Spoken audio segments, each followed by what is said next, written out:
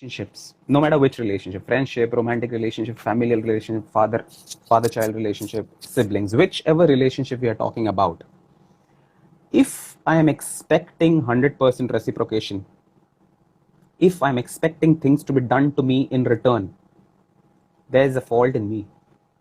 Okay.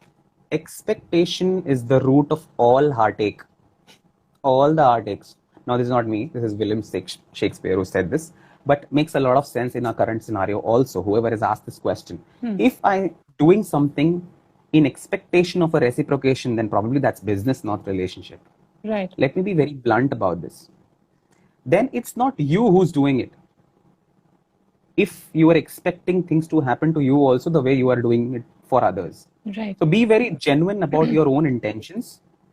You cannot have entire control over how the other person is going to respond to your acts, respond to your deeds, respond to your words.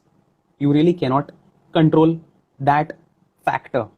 You can Right. probably influence to an extent, but not completely control. So how is the other person going to respond to it is definitely not possible for you to be in control of. So understand why you are doing it for the other person. If you're Okay. genuinely doing it, you will never be expecting. Expectation will be the mother of all upsets. Heartaches. Please, Right. yeah, please Thank you keep so in much. mind. Moving on to the next question quickly, doctor. It's just a weird time, and with this come all sorts of weird dreams. Like yesterday, I saw a Netflix special about nuclear attack, and then I had a dream about it. What are these dreams happening now more than ever? If you could quickly answer this, Uh, doctor. yes, the very first thing is it's the answer lies in the first part of the question itself. These are weird times. Okay, Right. now Right. of course these are very stressful times. Right. It's extremely stressful. We have not faced anything like this earlier. Mm-hmm. Our fathers, our grandfathers probably also have not experienced anything like this earlier. So it is definitely extremely stressful. Right. Stress is definitely related to our dreams, Mm-hmm. the way we see dreams. Now, Right. see, there are various explanations why we dream, first of all. Scientists have still not been able to decode the dreams and the reasons behind what we see and all of that, but there are various theories that it's an extension of your reality. In your conscious state, you when you have negative thoughts or taboo thoughts, you want to suppress these thoughts, and when they get suppressed, they go to your subconscious mind. Your Right. subconscious mind is the one that is forcing itself to the conscious when you're dreaming and all of that. All these explanations, few of them do make sense also. Okay, 5 6 different explanations. But when you're stressed out, one thing that you need to understand is stress is definitely going to affect the way you dream. Right. First of all, sleep is not going to be restful.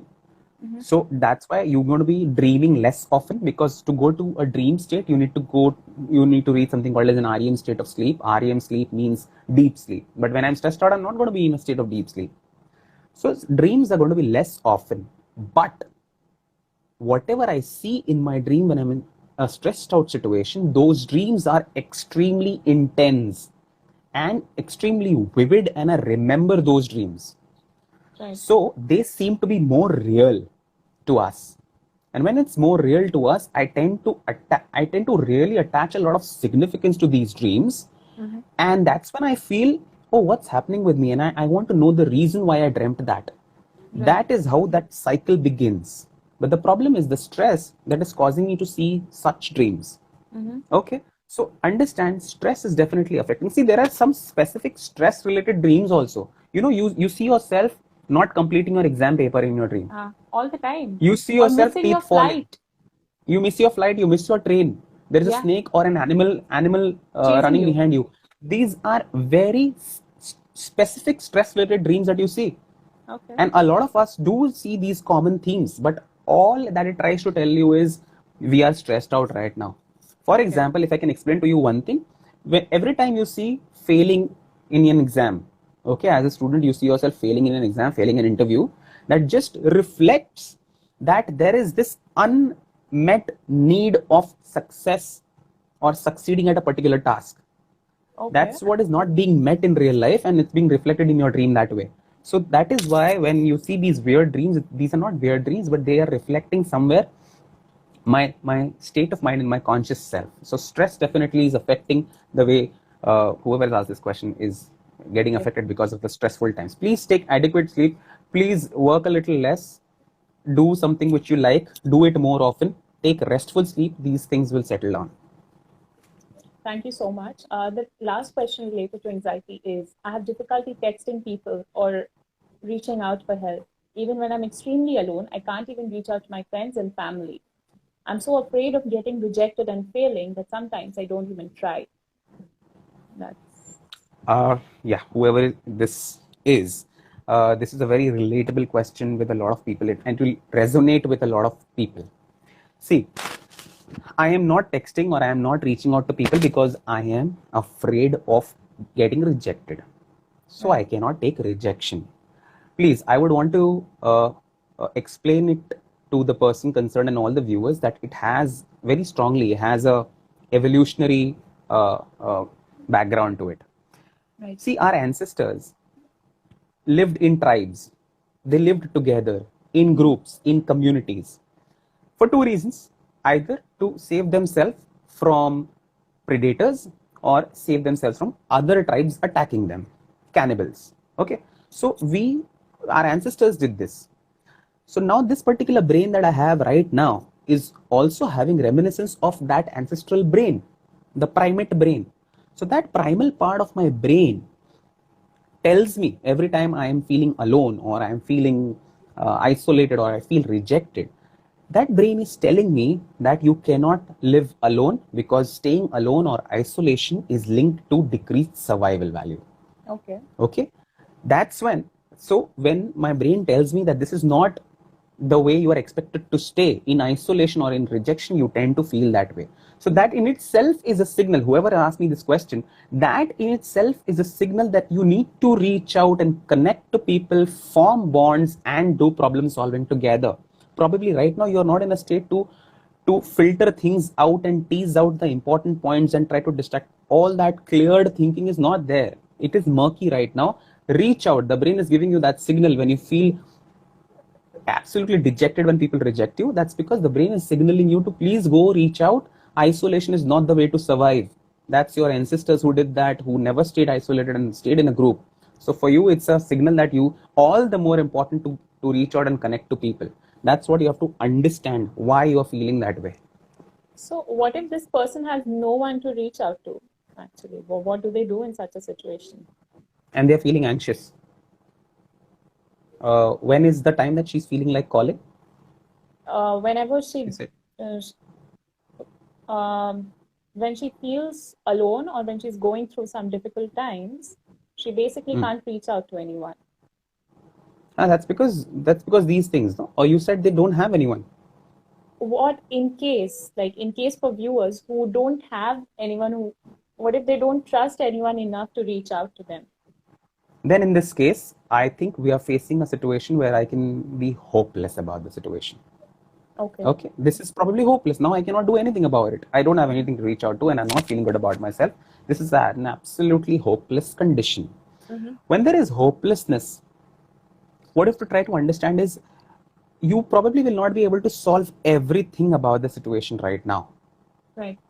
In times of adversity, when you really deal with it with a clear mind, you might see opportunities also in the same thing. And be thankful that you have nobody. So you're forced to do everything by yourself, which in turn will probably lead to a better version of you. But that's a later story. What you need to do right now in this time of crisis of hopelessness is don't try and just sulk about the situation. This is happened with me. Why it happens only with me? No, that is not going to help you. What you need to look, what you need to do right now is I have to change the situation. What in this current situation is it that I can change? So from the big part, come to a very small thing which looks possible and plausible to do. Okay. There can be a simple one, probably one minor aspect of the entire situation which can be solvable. Try to reach out to that thing and try to, just talk to yourself, what can be done about this? What can I do to change this? When you start thinking in terms of problem solving and not when you are more solution oriented than problem oriented, things do start falling in place. Take it step by step. Slowly and gradually, you probably will become self-reliant and you probably may not need people around you. And that's how resilience is developed. Absolutely. This is exactly how resilience is developed. Just related to that, someone is asking, what if I just can't explain? Even I have people to reach out. I can explain my situation. Yeah. Just talk to them as to what is going through their mind right now. Don't explain. It's just whatever is happening to me right now, whatever thoughts are coming to my mind, just blurt them out. Just try to empty yourself at that point in time. Just ventilating your emotions or just ventilating your thought. Don't even explain them what am I feeling and all of that. Just in inverted commas, direct speech, tell them the thoughts that are running through my mind right now. That ventilation in itself is a huge release, and you are weighed down. The weight is decreased when you really try to ventilate everything, and Right. gradually the other perspective is also made open to you, and you tend to look at different perspectives, and maybe you can some way navigate through this. So when you talk, what happens is you get another perspective to the same problem. Absolutely. So ventilating is important. Even if people can't understand your situation, it is important to just, Ventilate. Yeah. ventilate your feelings. Maybe they can also write it down in a journal. If there's no one, absolutely no one who's willing to understand, or there's no one who can listen to you, no one who can understand, do you think journaling in such situations will help the person? Why not? Why not? Because when you write it down, you look at the problem from an outsider's perspective. Right. When you look at the problem from an outsider's perspective, things become more clear, more Right. concrete. Right. So writing down will definitely help. Right. Thank you so much, doctor. Now we'll move on to the depression bit quickly. So the questions that I want to ask you is, how can a person cope with depression? How do you function when you are going through someone as difficult and as, I don't know how to explain this, that weighing down feeling that depression brings? How do you function normally when you're depressed? Very first thing is you have to accept that feeling depressed, feeling sad, feeling down and out is not a sign of weakness. Right. It only goes to show that you are a human being, Right. and human beings are bound to feel various emotions. Right. So when you're depressed, it's just that you become more aware that I am a human being, and it's normal for us to feel depressed. Now, when I'm feeling depressed, it definitely has some event preceding that, or probably a few things or life experiences happening sequentially one after the other, a series of events, or probably one single event, or whatever it can be, Right. which has led me into thinking like that. See, depression, you might think is biological, and there are these neurochemicals which go up and down and all of that. Okay, it just plays some part in depression. I won't completely discard that scientific or biological explanation to it, but Right. also it is a lot what is happening with me in life. So I have to just reflect over things as to how my ways of work have been. What are those things which have led to these patterns? And when you try identifying those patterns, you become more aware of the way you've been dealing with things. And when one problem at a time, when you start looking forward to, is when you realize that I can do it in chunks and not everything. No, don't try to do everything at a time, but do it in chunks when you're feeling depressed. Now, when you're feeling depressed, also you fall into the trap of, see, I don't even feel like moving out of my bed.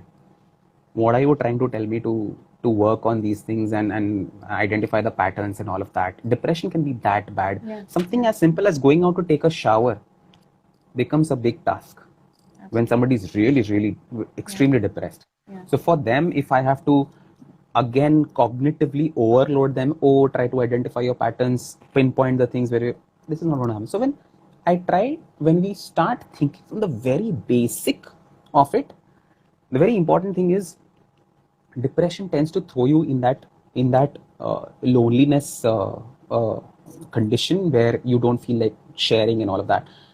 Start with moving your body at least. Let's just look at it from that level where you just don't want to feel like moving out of your bed. Start moving your body at least. Correct. Even if you don't feel like going to the gym, and I'm not asking you to go to the gym, go for a run and 10 kilometers or whatever, a marathon. Just in your bed, you can do some simple stretching exercises, which Absolutely. just tends to throw you out, stretch you out of that slumber, and you feel that blood flowing through yourself, and you can just walk out of the bed and you can go to the window and look at the sun, fresh air, look at few people moving around, and you feel better. That's from where your fight with depression can start. If you're feeling so depressed that you don't want to feel like taking a shower.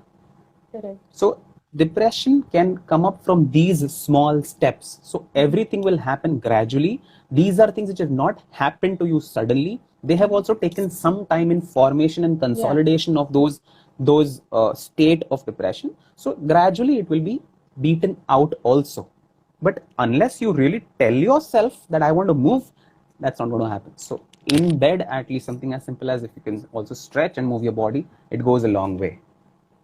Thank you so much for that.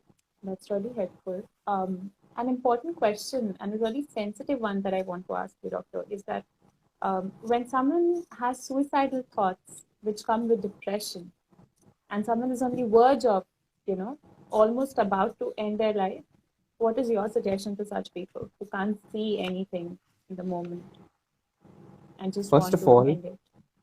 move away from any sign of danger. Now, from that, what do I mean? Be very mindful as to where you're standing. Okay, now these are things that I am advising in the face of actual crisis where the person is just completely convinced that I want to end my life. Move away from any signs of danger. If you're in your balcony, please come back to your room. Correct. Just don't be present there. Come back to your room. No medications in your sight. No sharp objects anywhere near your reach. Please walk away from those things. When you are absolutely isolated, just sit down. Try to absorb what is happening with you.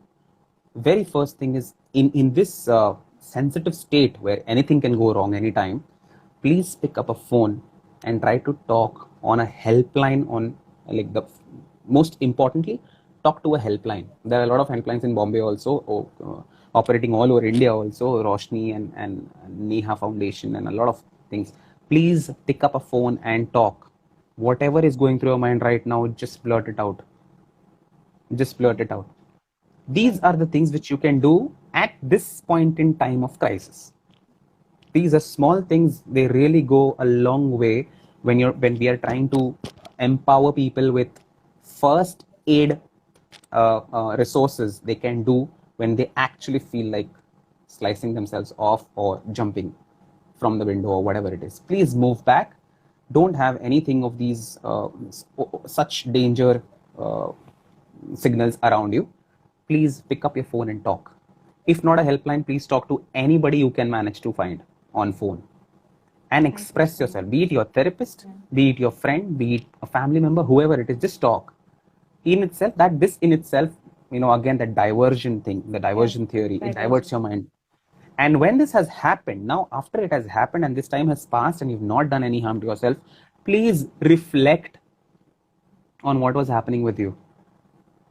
Anything which was going through your mind, were those things enough reasons for you to end your life? See, problems in your life are temporary. Suicide is permanent. So you are leaving yourself with no chance to stage a comeback. Every time you need to remind yourself of these small things. That is how your cognitive control becomes stronger. And you are then not forced to act out on what you think. Because you will be reminded of what happened last time. So that's how you have to go about this. So calm reflection once the crisis is over, calm reflection over what was happening to me and how was I planning to act out is very important. Great.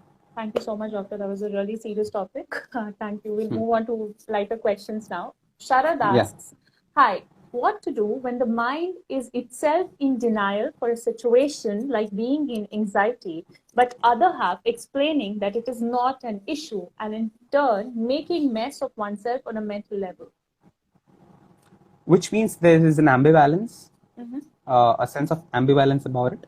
And there's a partial acceptance into the problem. Right. At the same time, I'm in denial, but at the same time, I'm also trying to explain it that I have a problem, but somewhere in between, I don't find myself anywhere concretely, and then I'm in a mess. If I have got the question right, there is an ambivalence and there's partial acceptance towards it. Right.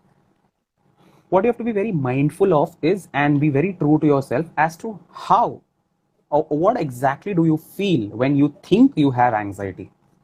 So when we understand the symptoms of anxiety, and symptoms of anxiety can be in any form, be it like in terms of behavior, wherein I try to avoid things, or is it in terms of my bodily symptoms where I have racing heartbeat or tremors or sweating or palpitations and butterflies in the stomach? Do I feel these symptoms also?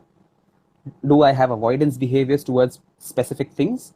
And also, am I feeling fearful? So it's both. It's all the three: behavioral response to it, emotional response to it, and physiological response to it. When I have these symptom complexes, that is most likely to be anxiety.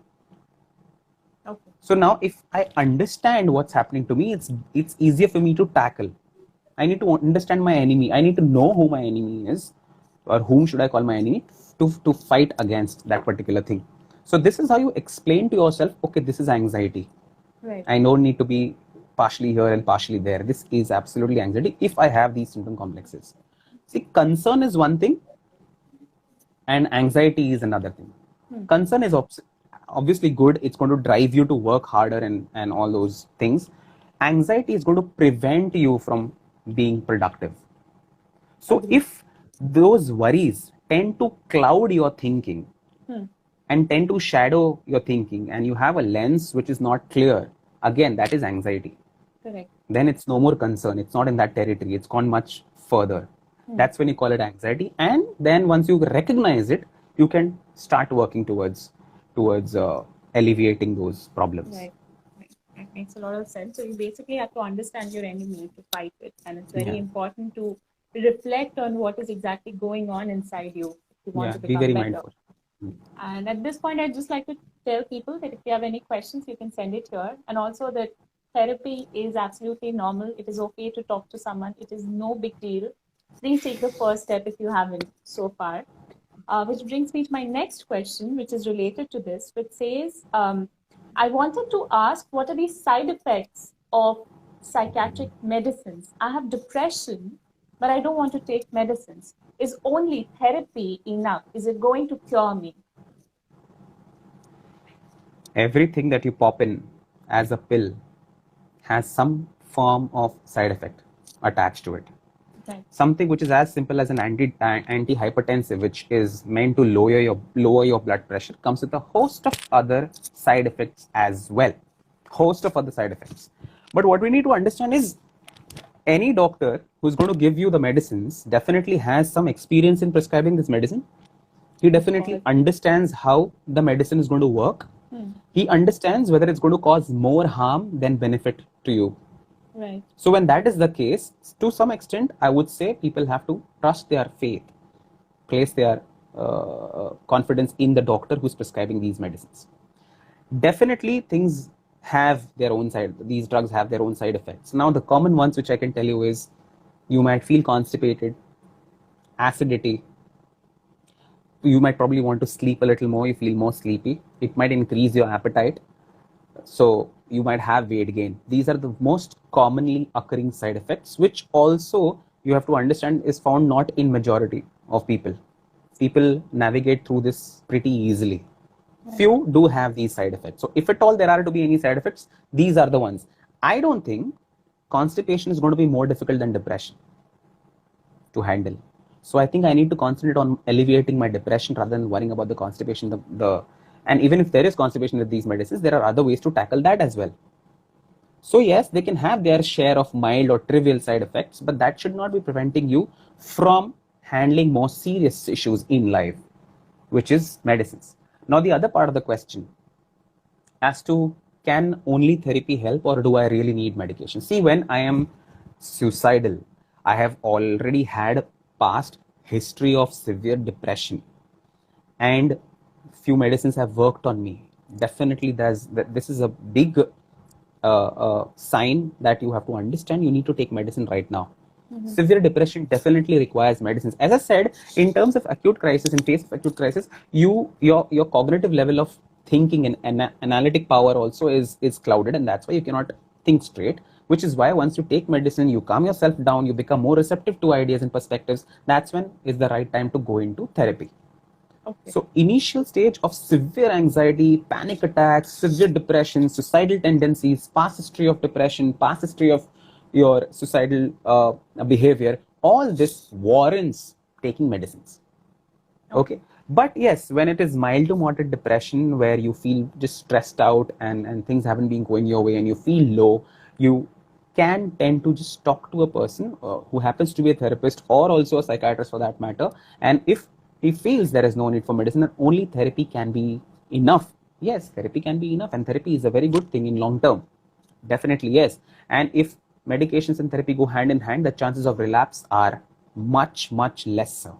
Right. Okay. So yes, there are cases, mild to moderate cases, we might not need medicines and only therapy can help. But when it's severe or a little more than moderate, and you are a better judge as to how have I been functioning of late, and do I really need to focus more sharply on my things, then we take a call. So it goes both ways, but for severe depression and for severe mental illness, medications are a must. Okay. Okay. So one needs to trust their therapist completely when they say that, you need to medicate at this point of time. Absolutely. Absolutely. Right. Just one more question related to medication, doctor. It says, how long can medication go on? Good question. I wanted this question to be asked clubbed along with the other. Yeah. Yeah. See, any case of depression or anxiety requires you to take medicine for a period of majority times for a period of 5 to 6 months. Right. And you can stop 5 to 6 months at the most, and you can stop. But if it is a relapsing thing, it has come back to you again, you probably might need to take it for a period of 12 to 18 months. That's 1.5 years. Okay. But if you relapse again and it's there for the third time again, then that is a signal where long-term therapy for quite some time needs to be continued. Let's say for about 5 to 6 years probably, or maybe lifelong, depending upon the patterns of relapses. Okay. So the good news is when you have it for the first time, yes, largely over a period of 5 to 6 months, your course will end. And if it is clubbed with therapy, then you also have your own psychological first aid and you can manage yourself by your own resources, and the effect is going to be long lasting. Right. Thank you so much, doctor. Next question is from Sanchari. I'm just quickly asking you the question. So sorry about that. It says, okay, sometimes I feel as if there is, oh God, what is this live? Sometimes I feel there is nothing in future for me. Even when I'm doing great in my present life, it's a passing feeling though. It occurs for a few moments and goes away. What to do about it? Even if I'm doing good in the present life, if you don't see anything in the future, the best way to look at things is take one day at a time when things are not going your way and things look very hazy. It's a very good mantra to follow. Please take one day at a time. So I'm in a better state to deal with one day right now. If I'm doing great, good. If I'm not doing so good, it's just a matter of this day. Next day is another opportunity for me. Yeah. Handling when things become hazy and you really cannot look into the future, what you need to do is concentrate on this particular day. How can I be the best version of myself today? How can I maximize this day right now? Gradually take it step by step. Do not look too far ahead in the future. Don't try to change anything there. Don't try to change anything in the past which you already cannot. So if present is the only option left with me, let me concentrate and live to the fullest in the present moment. The power of being in the here and now is way beyond my emphasis also. I really cannot emphasize enough on how important it is to stay in the moment today. So that's how it is. You just take one day at a time when things are hazy, and gradually the air clears once you are high on confidence, and then you start navigating. Right. Okay. Thank you so much. The next question is, I don't think I have any panic attacks. I, however, do have a demotivated state, anxiety. I find it difficult to stick to any routine, trying to escape most tasks that I need to do.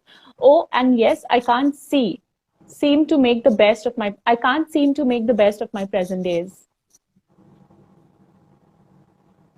With the earlier part of the question.